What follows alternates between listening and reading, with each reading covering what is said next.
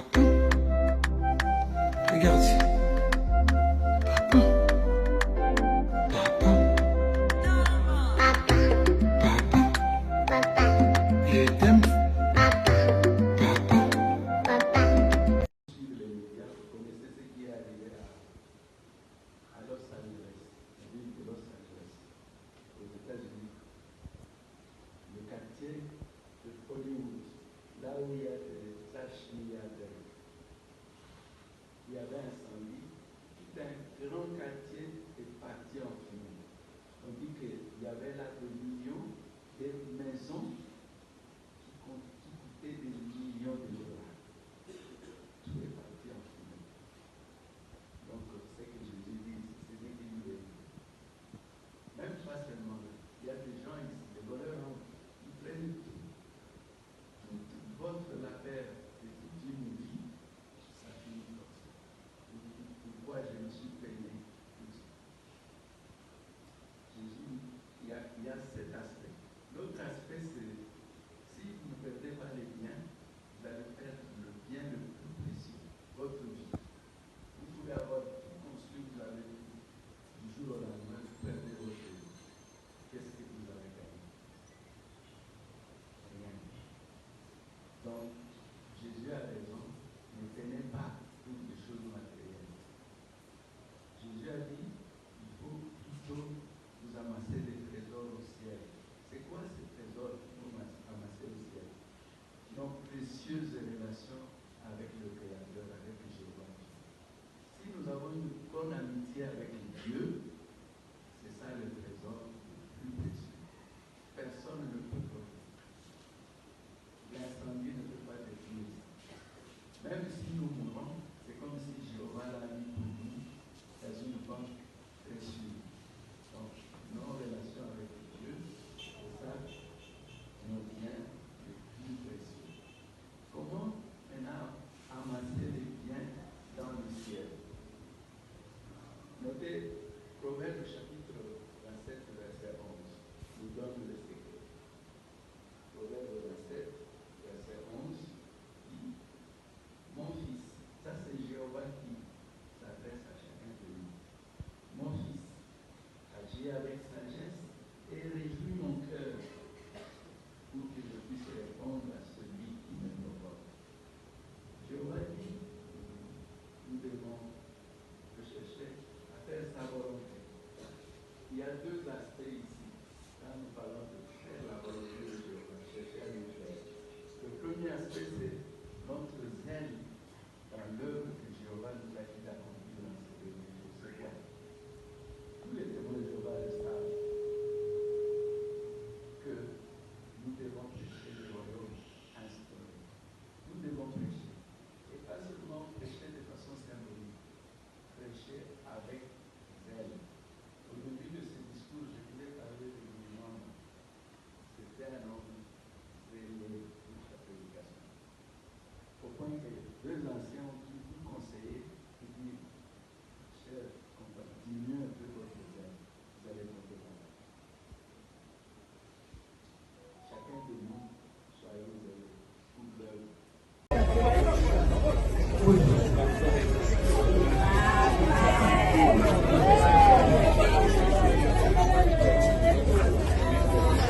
Y esta vez se detiene que no hay más de dos de dos. C'est un préféré. Oui, Pascalement. L'école Elisabeth et tout le royaume. Nous vous demandons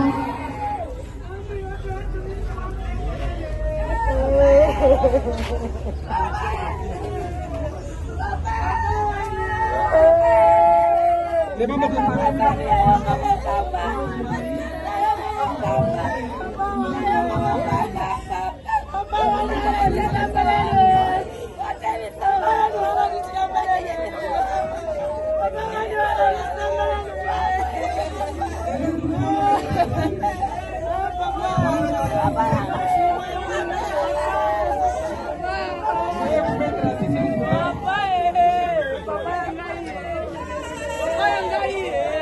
Hey!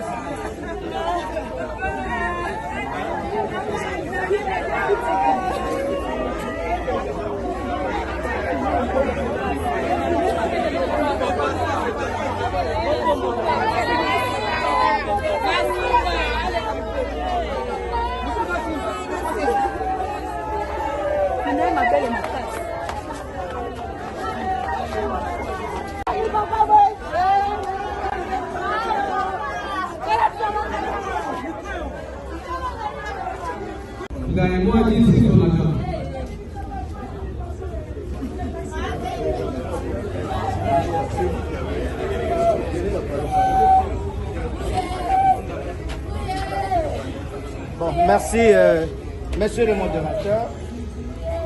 Nous savons que notre frère inspecteur, notre collègue Mbouy Pascal, que nous pleurons aujourd'hui, a évolué ensemble, a évolué avec nous pendant plusieurs années comme inspecteur itinérant à Massena 2. Nous savons que Mbouy, que nous venons de perdre aujourd'hui, et nous pleurons aujourd'hui, est un inspecteur compétent, travailleur, un formateur, et qui à chaque instant est appelé à l'inspection générale pour participer à des travaux en ce qui concerne la formation des enseignants. Donc nous pleurons notre frère, nous avons perdu un inspecteur compétent en psychopéda, que son âme et que l'Éternel reçoive son âme et cette âme se repose en paix. J'ai dit et je vous remercie au nom de l'inspecteur principal provincial absent et au nom de tous les autres inspecteurs. Merci. Et pardon. Merci.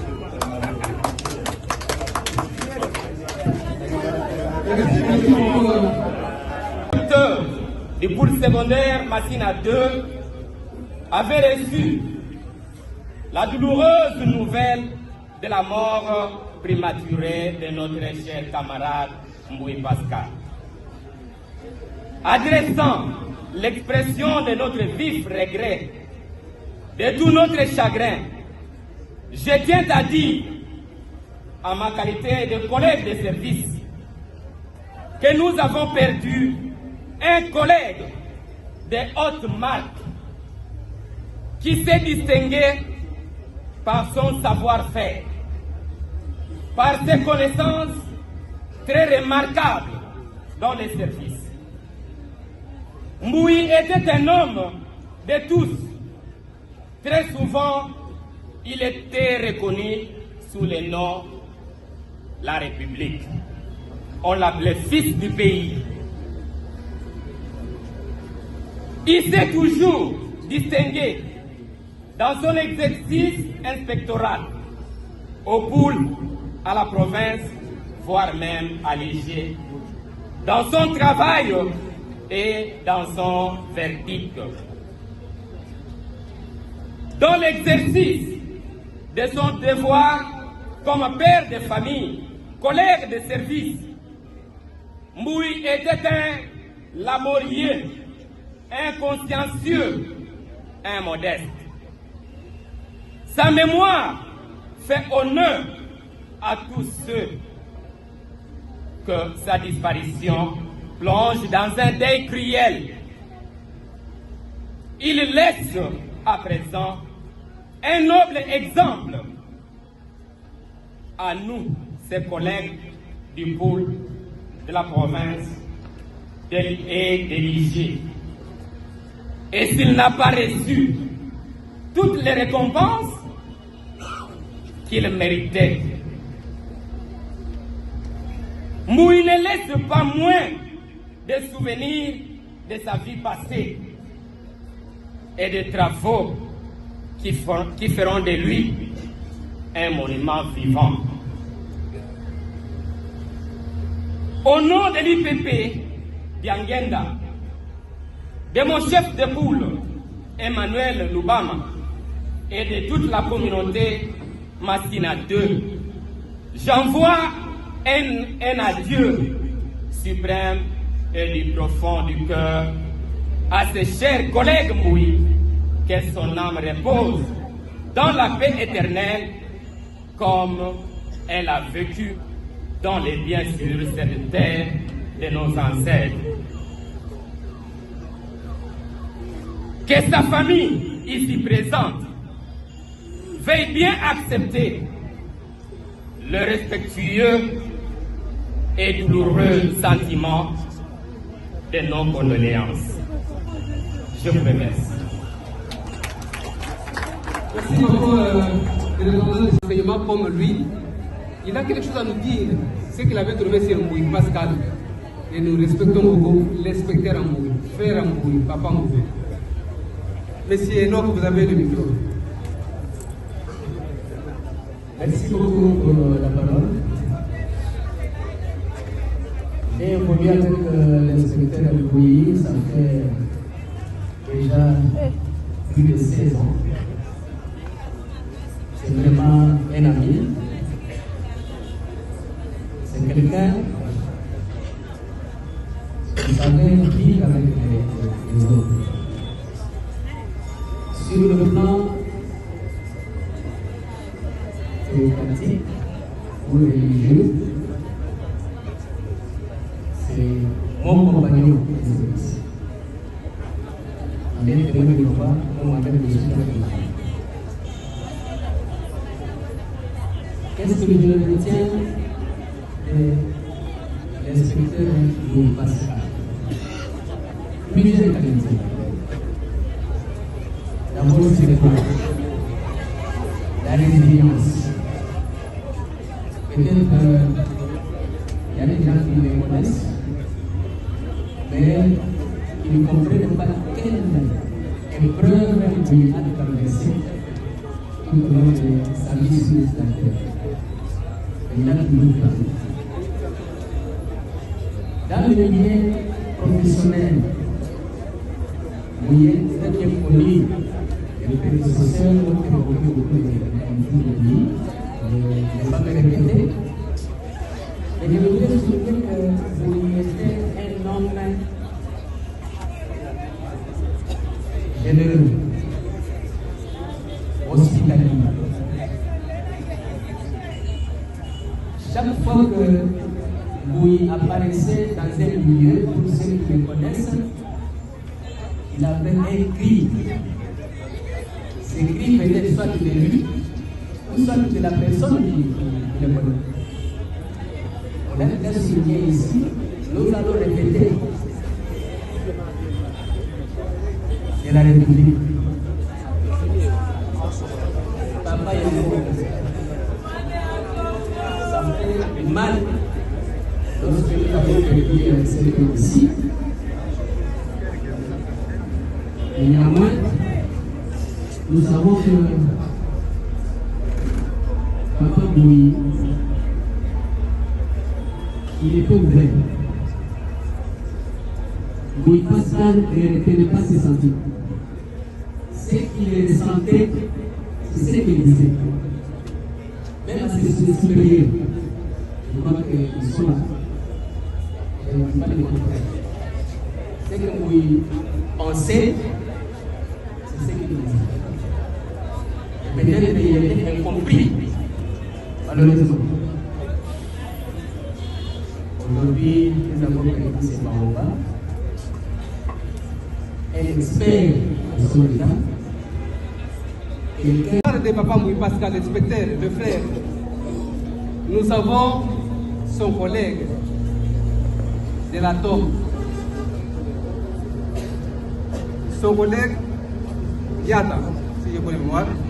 Ok, vous avez le micro. Merci beaucoup pour la parole.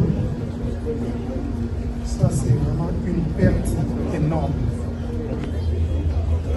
Papa Mouy était un papa exceptionnel. Je me souviens, j'étais diplômé d'État en 2004. Mais en 2006, Papa Mouy a accepté, m'a engagé comme enseignant au complexe scolaire Atom avec son fils, Barry Chiswaka. Inexpérimenté que nous étions, moi j'ai fait la biochimie, mais il m'a donné le cours d'histoire, géo, actualité. Imagine, c'était pour la première fois de me tenir devant les élèves. À cette époque-là, il y avait carence d'enseignants. Il n'y avait pas de pédagogues, il n'y avait pas d'historiens dans la contrée et les géographes. Et j'ai visité soit l'inspecteur Lupanja en géo ou un professeur à Mikonga, Idilou, pour m'expliquer les deux disciplines. Et à l'école, Papa Mouy nous formait en tout cas. J'ai appris comment préparer une leçon grâce à lui. Et quand nous allions chez lui à la maison, il nous accueillait. Des fois, bon, parce que moi je ne prends pas la bière, souvent, moi on est au Congo, t'as la bière et moi. Et grâce à cette expérience du complexe scolaire Atom, que j'ai été embauché dans un grand centre d'anglais du pays. C'est grâce à ces 3 années que j'ai passées au complexe scolaire Atom. Donc, après cette école, je suis allé à l'ISP, j'ai comparé d'autres pédagogues que j'ai rencontrés, même au niveau supérieur. Je le disais même à Barry que Papa Mouy méritait même l'honoris causa. Merci beaucoup. Que ce nom me représentait. J'ai dit mon diplôme au nom de Papa Mouy. Merci. Nous avons compris ce qu'il a dit. On n'était pas là, il nous a informé, c'était une bonne chose. Et au niveau des services, nous allons appeler Papa Beya, les proches de Mouy Pascal. Il va nous parler quelque chose sur Pascal. Merci beaucoup. Je vais parler de mon ami d'enfance. Je vais parler de mon collègue de l'université que nous plairons aujourd'hui. Monsieur Mouy Pascal, je l'ai connu au niveau du campus à l'université de Kisangani. Comme témoignage vivant, nous nous sommes lancés, lui et moi, dans l'engagement de mariage alors que nous portions encore les statuts d'étudiants. Parce qu'à l'époque, il y avait des maisons d'étudiants mariés. Et cette expérience, par cette expérience, Dieu nous a bénis par la naissance de nos premiers enfants, qui aujourd'hui, chacun a au moins 40 ans. Monsieur Mouy, comme professionnel, il a incarné beaucoup de valeurs pédagogiques. Un expert consultant en matière psychopédagogique. Un archiviste. On pouvait retrouver dans sa bibliothèque, dans la bibliothèque de M. Mouy, des manuels rarissimes du domaine pédagogique. Il a souvent été invité dans les grandes assises psychopédagogiques, et c'est là même au niveau de la sommité de l'inspection où il travaille, nous citons l'inspection générale. Son rayonnement pédagogique a fait connecter M. Mbouyi à des grands renoms du monde pédagogique comme Ebengo, qui recourait souvent au service de M. Mbouyi et qui lui confiait parfois des missions d'aller en province. Ces interventions solides et convaincantes, riches, avaient fait de M. Mbouyi un grand baobab dans les domaines pédagogiques. Les amis de ces enfants, nous disons merci à la tribune des femmes de médias et que sais-je encore. Nous demandons au service de prendre les mots et nous dirigeons vers le cimetière.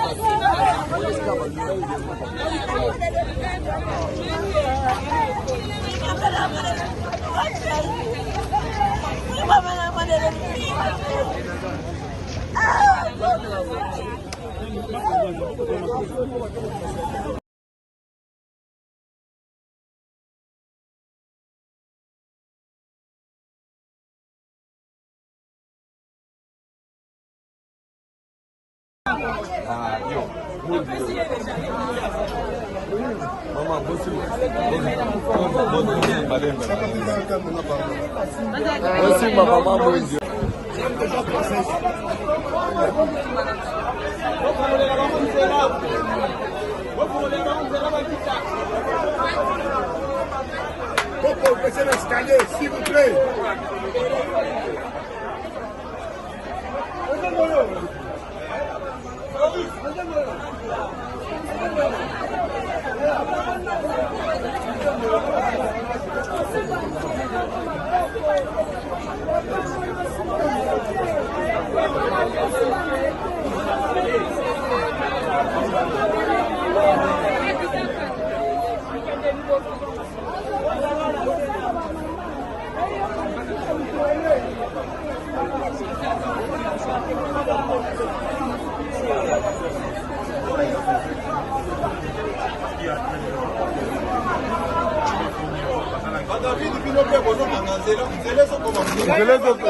Zelezo koma mtie place wana.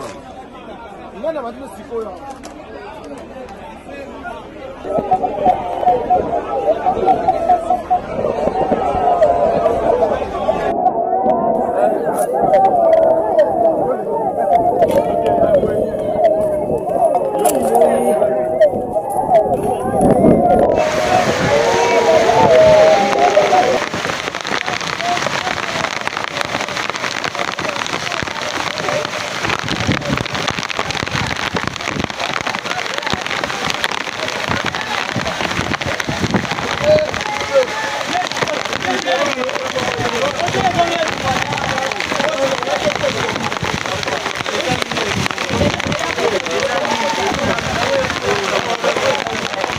Guys.